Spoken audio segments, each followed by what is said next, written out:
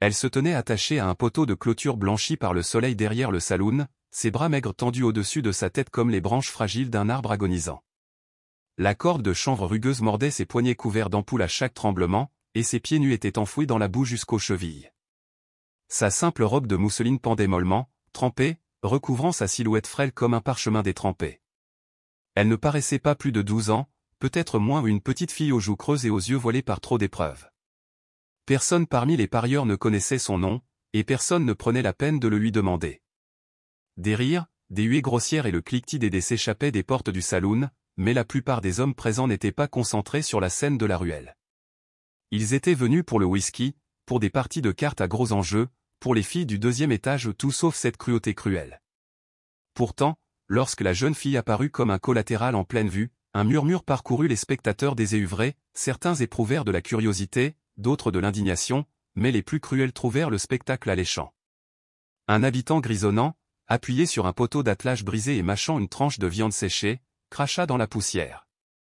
La fille du joueur, grommela-t-il, les yeux plissés. Elle doit de l'argent à tous les hommes d'ici.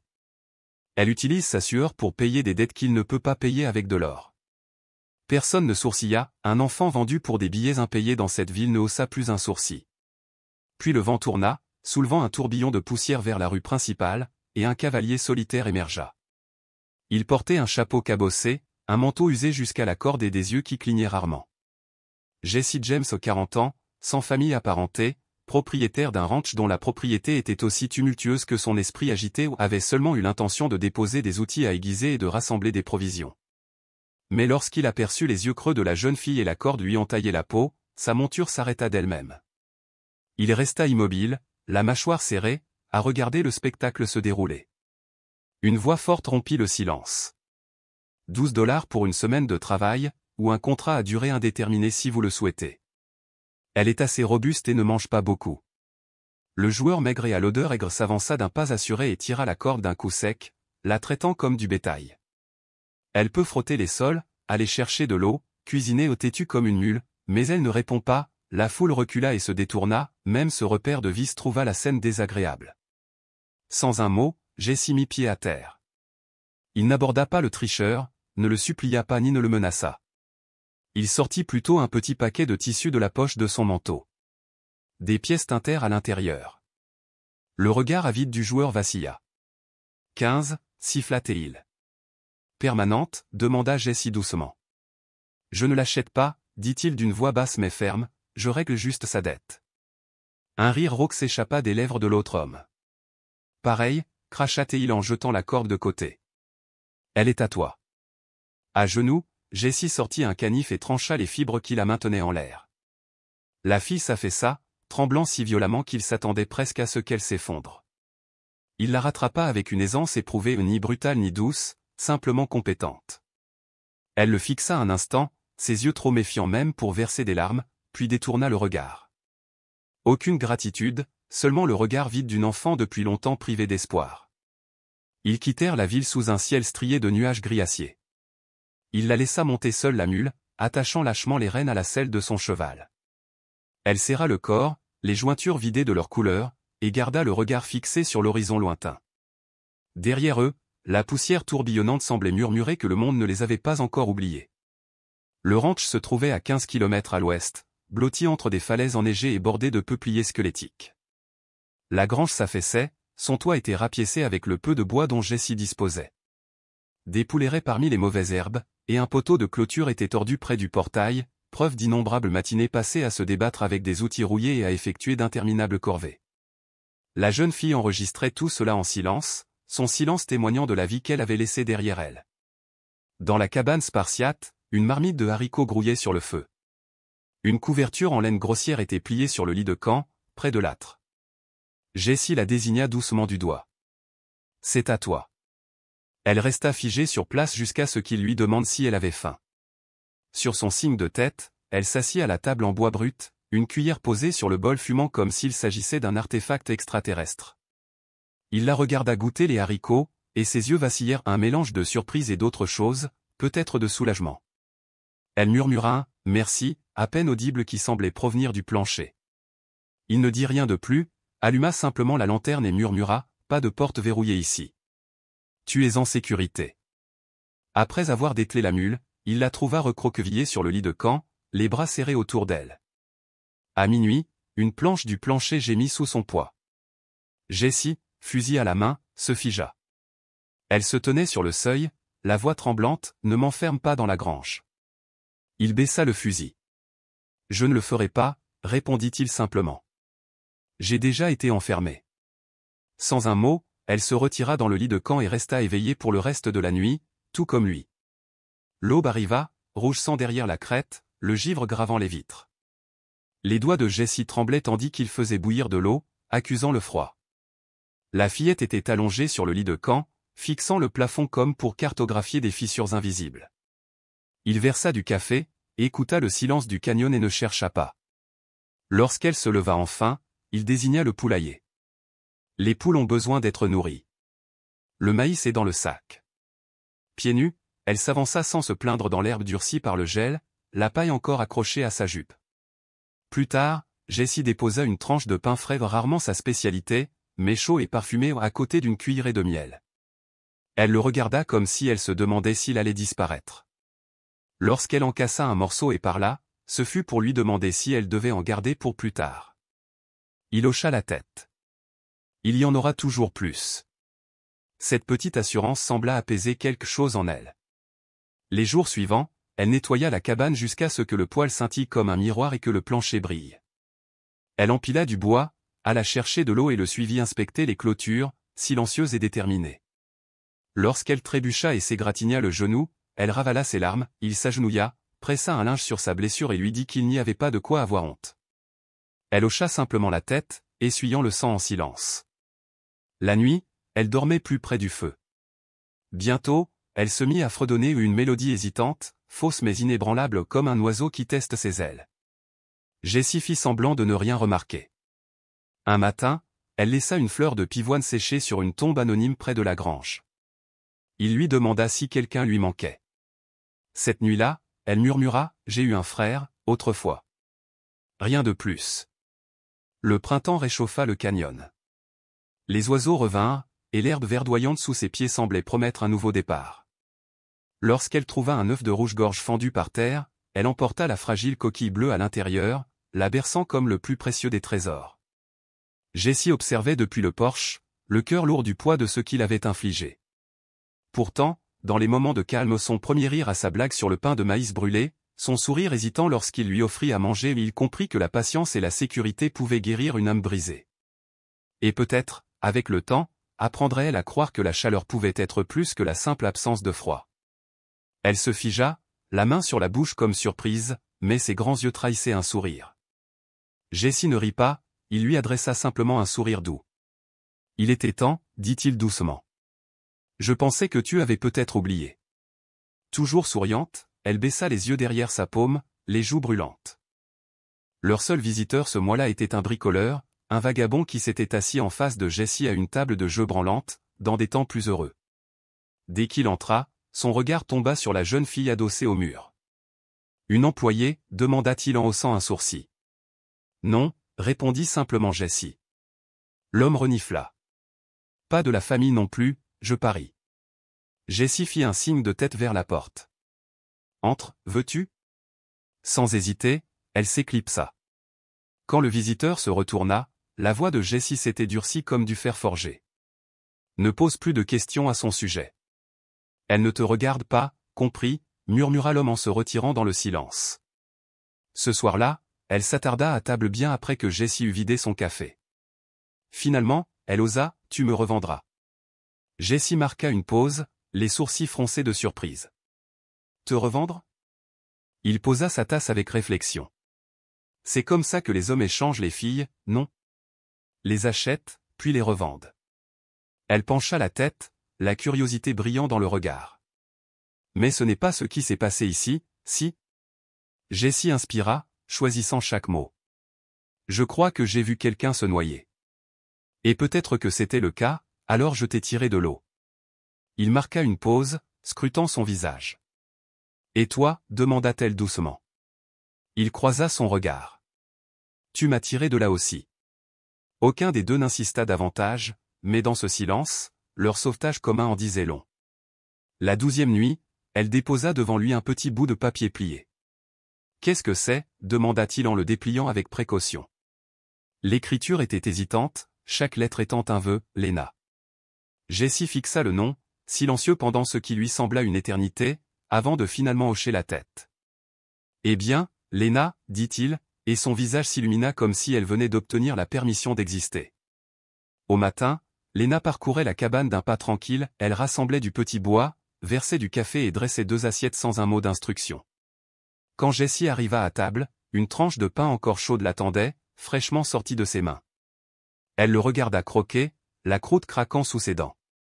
Il mâcha pensivement, leva les yeux et haussa un sourcil. Un peu sec, la taquina-t-il. Elle se contenta de rire, se rappelant, tu ne te plaignais jamais quand le mien était comme ça. Et à cet instant, Jessie rit aussi, pour la première fois depuis le décès de sa femme. Dehors, le vent transportait le chant des oiseaux à travers les collines ondulantes, à l'intérieur, le feu crépitait d'une chaleur constante. Et pour la première fois depuis des années, Jessie James ne prenait pas son petit déjeuner seul, sa solitude était rompue par le bruit de la vie partagée. Le jour où il vint la chercher, le vent matinal était menaçant avant même que la poussière ne se soulève. Les oiseaux se turent et l'air était lourd, comme si la terre elle-même hésitait de peur. Jessie fendait des bûches lorsque son chien lança un grognement sourd. Il se redressa, s'essuya les mains sur son pantalon et regarda vers l'est. 3 cavaliers atteignaient le sommet, avançant avec une aisance arrogante qui trahissait une autorité assurée. Lena était à l'intérieur, ses petites mains plongées dans une bassine remplie de haricots, inconsciente de la menace qui approchait. Jessie ne l'appela pas. Le trio descendit de cheval à la porte. Le premier homme portait des vêtements sacerdotaux, son col impeccable malgré le voyage et un regard impitoyable. Vient ensuite un adjoint, son insigne penché de travers, sa moustache taillée avec un soin excessif. Le troisième n'avait pas besoin d'être présenté, son regard plissé et son sourire narquois et froid n'avaient rien à envier à l'assurance d'un joueur. « Bonjour, Jessie, dit-il d'une voix douce comme une lame. Le pasteur s'avança. « Monsieur Boone ?»« C'est exact. »« Révérend Hatch, » répondit le pasteur en désignant ses compagnons d'un geste de la main. « Adjoint Slater et monsieur Caleb Dow. » Jessie inclina lentement la tête. « Qu'est-ce qui vous amène ici ?» Caleb cracha dans la poussière. « Mon frère t'a vendu quelque chose qu'il n'avait pas le droit de faire. » L'expression de Jessie resta calme. « Il m'a vendu un mensonge. J'ai payé cher pour libérer un enfant enchaîné. » Slater s'éclaircit la gorge. L'argent ne prime pas sur la loi. Elle est considérée comme une propriété, transférée par Paris. Il y aura des formalités administratives. Ce n'est pas une bête, dit doucement Jessie. C'est une enfant. Le révérend Hatch joignit les doigts. Il ne s'agit pas de débats moraux. Vous recelez des biens volés. À moins que vous ne présentiez une tutelle légale, la fillette reviendra à ses propriétaires légitimes. Une froide certitude s'installa dans la poitrine de Jessie. Ces hommes étaient arrivés avec leur verdict déjà rendu, c'était à lui de jouer maintenant. Elle est plus en sécurité ici, dit-il doucement.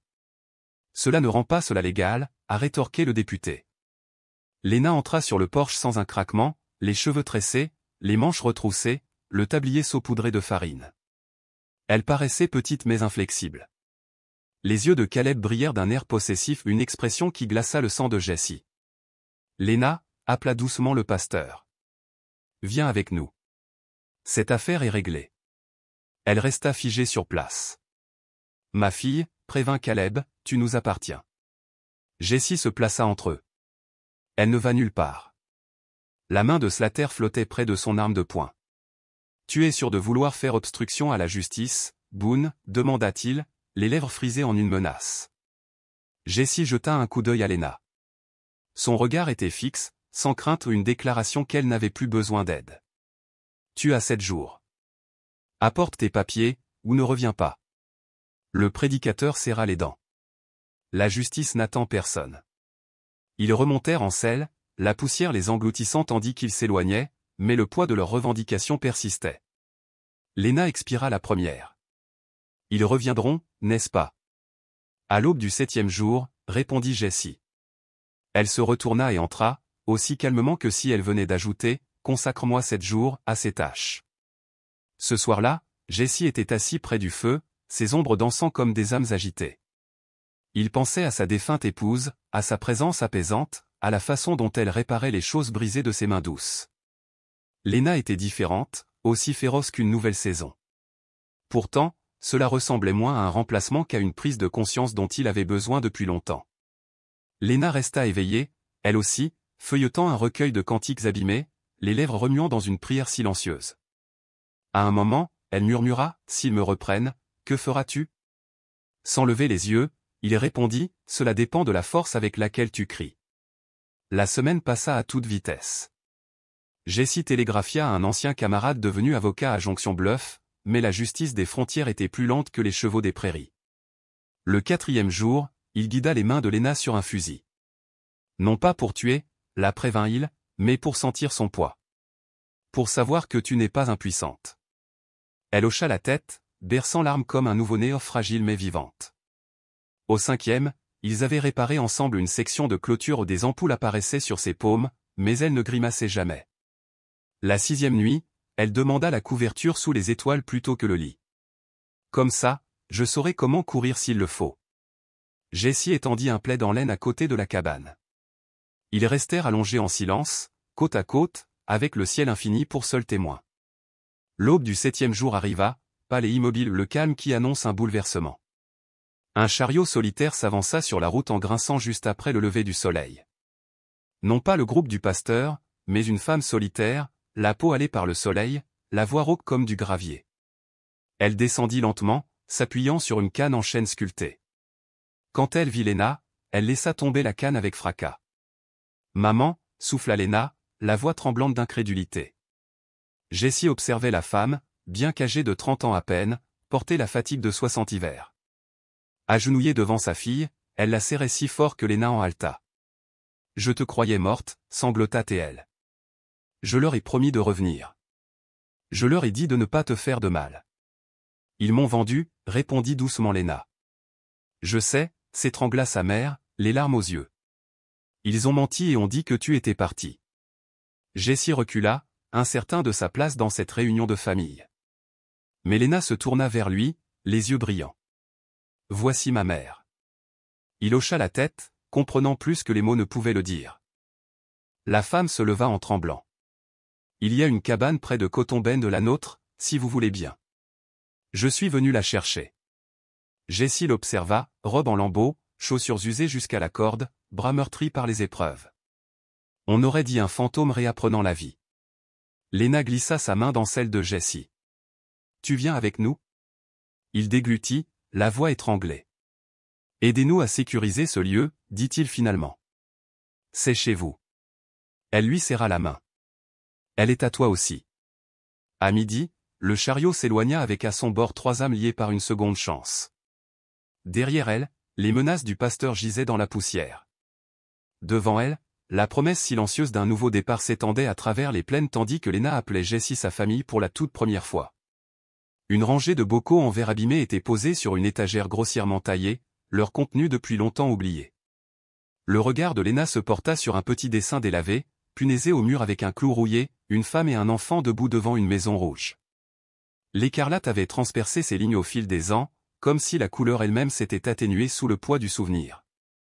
Elle s'y accrochait, murmura Lena, la voix tremblante. Sa mère esquissa un léger sourire. C'était le seul morceau de chez moi que je pouvais emporter. Jesse s'accroupit près de l'âtre, disposant du petit bois avec un soin minutieux. Chaque brindille trouva sa place entre les bûches carbonisées et, d'une étincelle de silex, il attisa la vie du tas jusqu'à ce que des flammes embraient denses et crépitent. Il ne dit rien, il comprenait que certains moments n'exigeaient qu'une présence silencieuse. Dans cette cabane silencieuse, le silence était plus fort que les mots. À la nuit tombée, Lena réchauffa une marmite de haricots et fit cuire du pain plat sur la plaque. Sa mère sombra dans ses rêves, se réveillant en murmurant que l'arôme portait la douceur des jours passés. Jesse prit l'habitude de dormir à la belle étoile, attaché à la terre et aux étoiles. À l'aube, une brusque variation de vent apporta une odeur âcre de la fumée, mais pas celle de leur cuisine. Il se réveilla brusquement, les yeux scrutant la crête lointaine à l'ouest. Une lueur orange terne pulsait comme une braise réticente se rappelant sa flamme. Il se redressa brusquement et courut vers la cabane. Lena était déjà là, pieds nus effleurant l'herbe trempée de rosée, le regard fixé sur l'horizon. Ça bouge, dit-elle d'une voix trop faible pour l'urgence de ses mots. Jessie plissa les yeux au-delà des arbres. Le vent d'ouest le pousse vers l'est, s'il franchit le canyon, il nous atteindra dans moins d'une journée. Derrière eux, Mara apparut en titubant, une toux saccadée la secouant.